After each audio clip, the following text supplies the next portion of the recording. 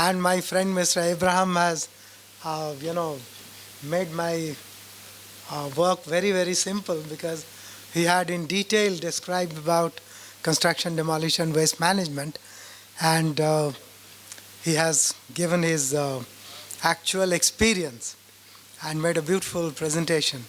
You see, basically, meanwhile, because this session is not only on construction, demolition, waste, till my presentation comes on the laptop, maybe I can speak about the general waste management as such. Now, as we all know, our country at this point of time is the most populous country in the world. So it's a completely different ball game. China, of course, is the next, but the situation in China is completely different. Ours is a democratic country. So the situation, as you know, is completely different. To make any decision, it becomes a completely very, very complex issue. So first, let me finish my presentation here very quickly. I will skip some of them because Mr. Abraham has already shown all that. So here I'll like to take a broader view about the expectations, and circular economy, resource efficiency, and so on, and the climate change issues, business opportunities, because what we have seen actually, and I had the great opportunity of actually going through all this. Mr. Abraham is a witness to all that. So between 2009 to 2014, we had the first commercial plant in Delhi. We had installed it here with a lot of experiment, lot of changes. I think we had changed our layout also about 3 times. So it was a great experience, a great professional experience for me also. So that way, I have seen that the business opportunity is also very, very important, because unless your product sells in the market, you would have a huge inventory and your plant would be gradually filled up. The plant that we set up here in Burari, it was started as a 500 tons per day plant, and with request from the MCD, we jacked up the capacity to 2,000 tons per day capacity.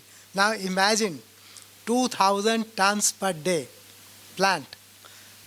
Every month 60,000 is coming in. So if the product is not moving out, then what would happen? And it was from time to time, because in India, the construction, see, there are different levels of construction. There are certain large constructions which keep on going, like road, bridge, and so on. But when it comes to the smaller constructions, there are some seasons, there are some festivals which we kind of try to align with. So therefore, there is for the sale of the product, also there is some kind of changes. So for business opportunity, it's very important. So commercial success can only happen not only for the technological success, but you have to have the support of rules, regulations, standards, and as Mr. Abraham had shown in detail, IS 383. So when we did all the experiments, and we did it on our own. We didn't take any help from any quarter. There was no technology transfer or anything. We tried to develop it ourselves. We took 5 years. Initially, we did the dry process, and then we found that from the dry process, the products that were produced were not selling in the market so easily. So therefore, we stumbled upon the wet process, which was again a great luck for us. Now, the wet process, we produced what we called manufactured sand. And as we had our luck, at that point of time, the courts came down heavily on banning of river sand mining and rock cutting. So we had a great support in our business. Then we installed an RMC plant, ready-made concrete mix plant, within our premises. So we had a good revenue accrual, which is very, very rare in waste management. I've had actual experience with composting, with biomethanation, with incineration, RDF, all the things. So revenue accrual is very, very difficult in the biological processing. For example, we say we are having segregation, as Mr. Vivekanandan, presented in detail. If you get segregated waste, you are very lucky. Your plant is very lucky. Otherwise, almost 50% of your plant, your effort, and your capital goes for the segregation. So, what is the actual situation? Do we really get it? And another thing, you see, as a actual practitioner, from the drawing board to the market to quality control, I've had all those things. If you get, in any municipality, for example, when the tenders come out, we normally say, you start with 20%, every year you have to go by 10%, 20%, and so on. So what does it mean? So you get, or you keep getting, mixed waste for a long time. Now, if you are going to set up your plant, how do you make it? Mostly we have to have in-plant segregation or separation of waste. For example, if it is composting or biomethanation, first you have to have an in-plant segregation because you are not having completely segregated material. Now, the difficulty is, how do you design your plant? If you are getting even 60% segregated and 40% unsegregated, would you design your plant as a plant for segregated waste or a plant for unsegregated waste? That's a very difficult issue. So therefore, we have to cover up and we have to bear all the losses. So in a commercial plant, the situation is completely different. So therefore, I am talking here about the lessons from the first commercial C&D waste plant and added business opportunity combined with legacy waste management, right? Because that also is a very, very important thing. Every city here has more than one dump site. So therefore, there is a huge loss of space. There is a huge loss of ecology, environment, everything. In Delhi, for example, we have 3 huge mounds. The largest being Gazipur, having more than 140 lakh tons. Imagine what is happening. The height was going up beyond 65 meters. And the Supreme Court, the NGT, everybody was there. I was myself for about 2 years on a committee on this, but we could do very little or almost nothing. So it's very important that we have to have a good legacy waste management also.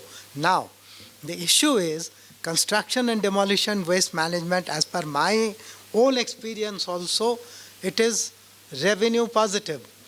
If we combine it with legacy waste management, the revenue positivity could improve. And there are actually, if the speaker from CRRI would have come, Ambika Bell, I think she could have shed some light, but I was also involved with that. You see, the Central Road Research Institute here in Delhi, they had developed a technology, and we are part of that. Mr. Abraham would know it.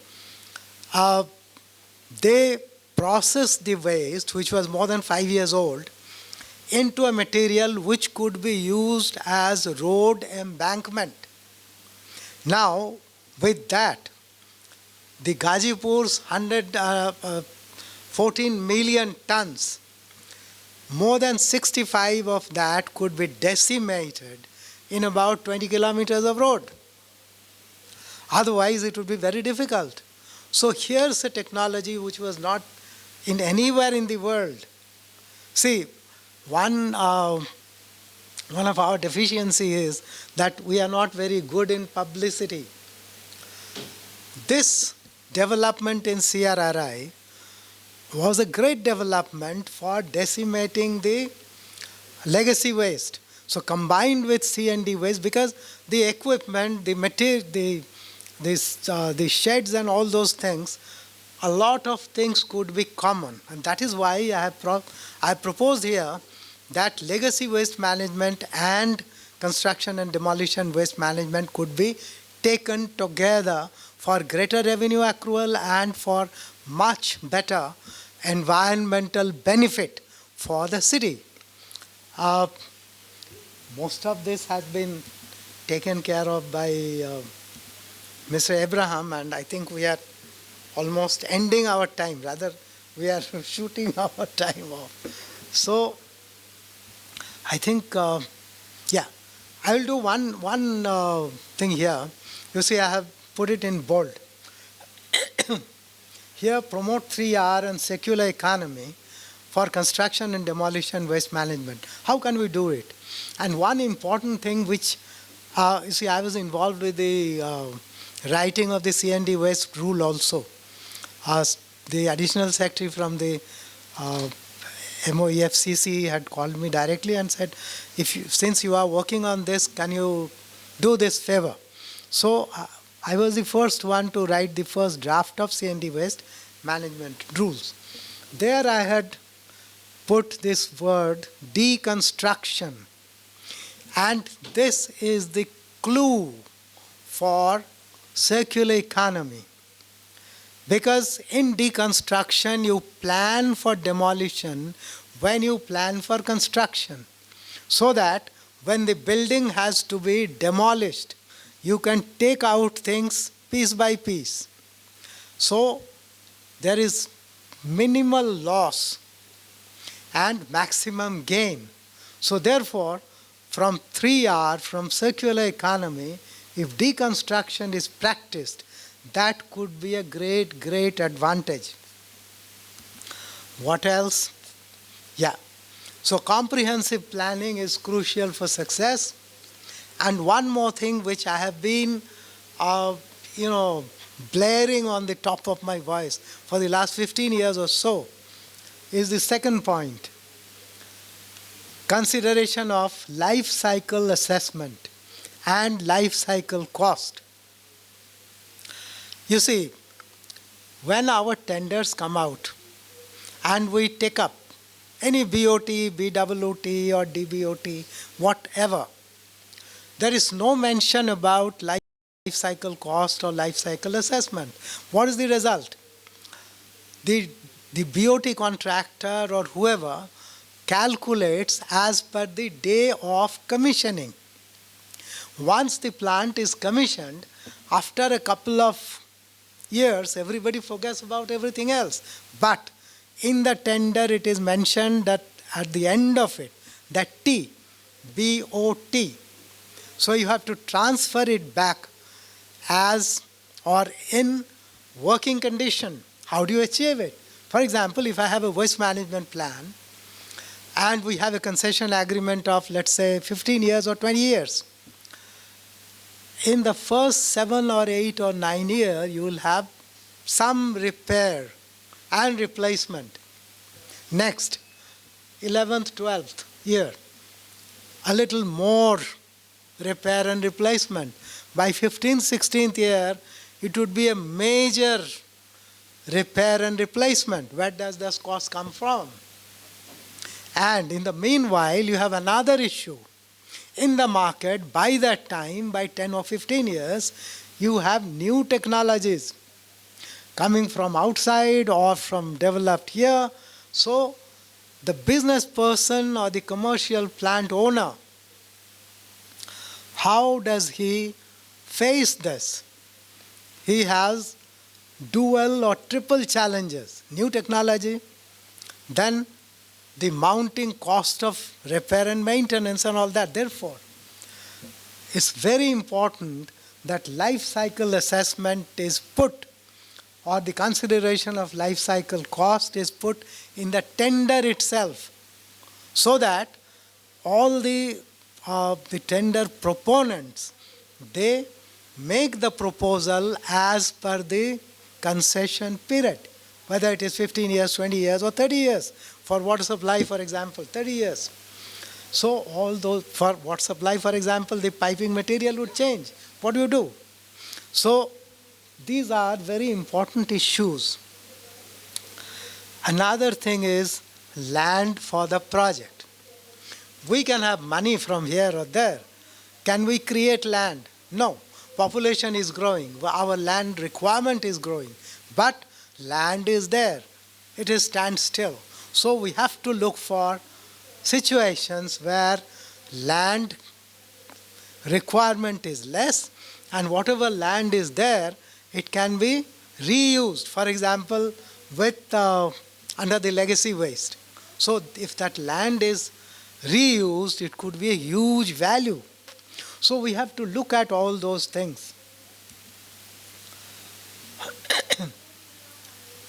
Another very important point, and then I think I will stop here because most of the things have been described already by Mr. Abraham. Disaster preparedness. You see, during a disaster, this is a crucial topic. So in the last, I think, 10 years or so, we have seen that disasters are increasing. All kinds of natural phenomena are happening in a very haphazard manner.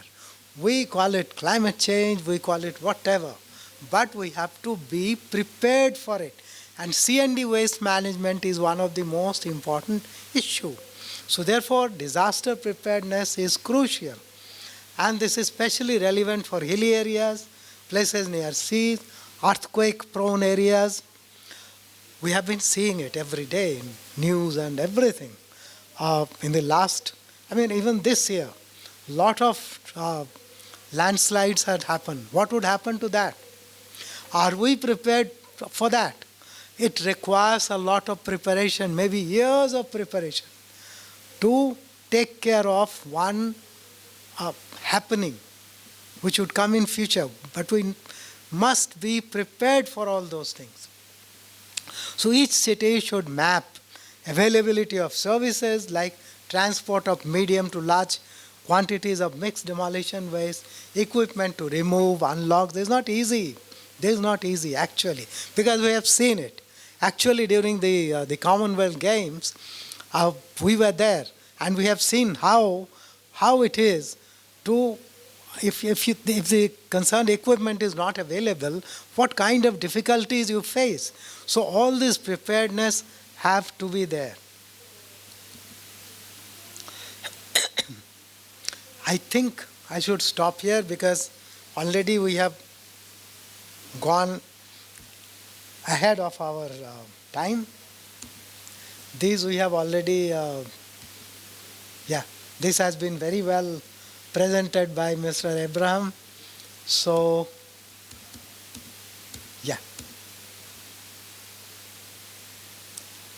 yes. So business opportunities in combination with legacy waste management.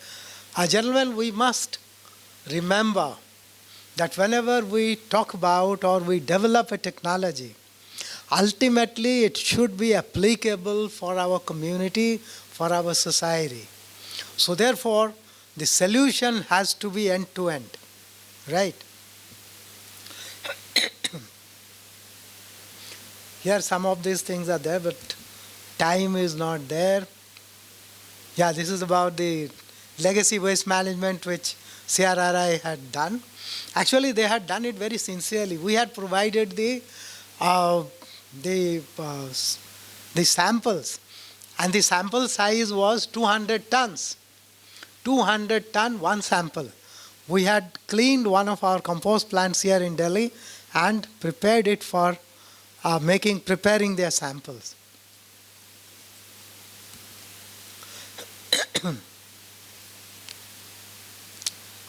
Yes, this guideline has come out. So IRC SP 132 2022 guidelines on use of industrial waste for road embankment and subgrade construction. So this is also very important, and of course Mr.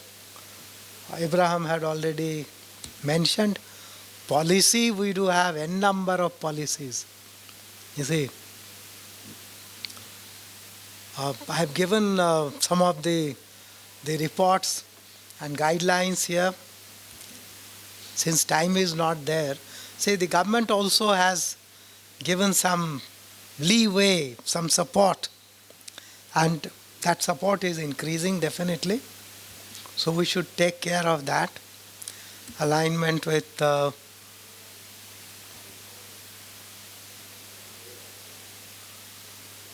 this also has been covered. Wrap up. So appropriate management of C&D waste and legacy waste can open up good business potential. Unless there is business potential, it's not going to happen. Because as we have seen actually, these days, no municipality or municipal corporation would take up the complete waste management on their own shoulders. They would only go for privatization. So therefore, appropriate management can open up good business potential. Processing, recycling would save certain resources and free up the land, which is equally important. Resources is one, freeing up land is another. Land is possibly the most important resource. Large housing projects and infrastructure projects, they can do their in situ things, and the latest rule of 2024, they have a lot of points on that. Industrial plants for iron, steel, copper, thermal power, which generate large quantities of slag, bottom ash, they provide additional business potential. It's a matter of combining things. Here, waste management sector is such that it's struggling to stand on its own feet as a standalone venture. So the more it can combine, the better business opportunity. Processing of legacy waste, the above opportunities can provide effective private-public partnership opportunities, and the techno-financial aspects and environmental issues need to be worked out for sustainability. Thank you very much.